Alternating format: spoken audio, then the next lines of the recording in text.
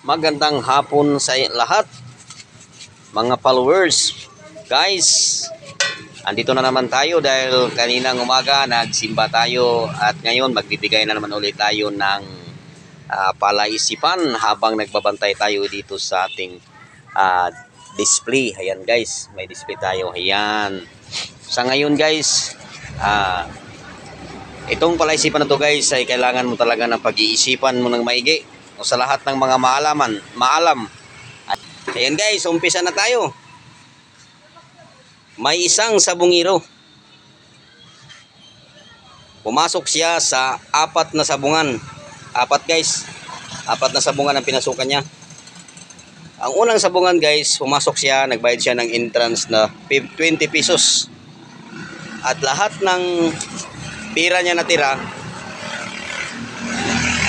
pinusta niya at nag times 2. Nanalo guys.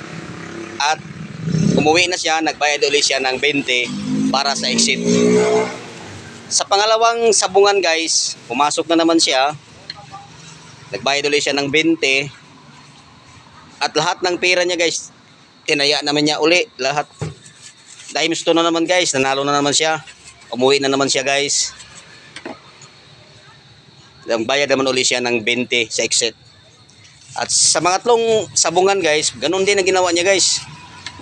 Bayad siya ng entrance 20, tapos tinayaan lahat niya ng pira, tapos nag times 2 na rin, nanalo dahil nanalo, at saka umuwi na rin siya, nagbayad ulit siya ng 20 para exit. Sa pang-4 na sabungan guys, pang-4 na sabungan, ganun din ginawa niya.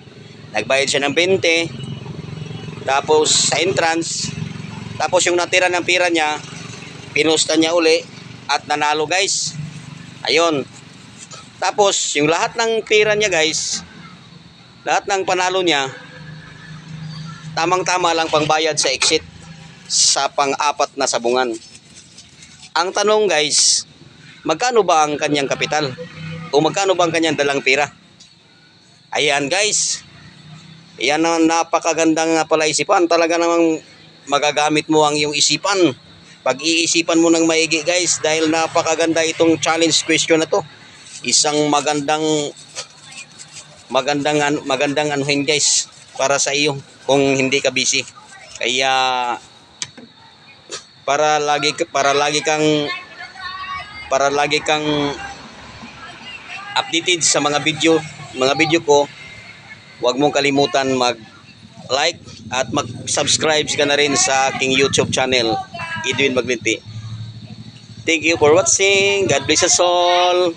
Mabuhay kayo hanggat gusto nyo.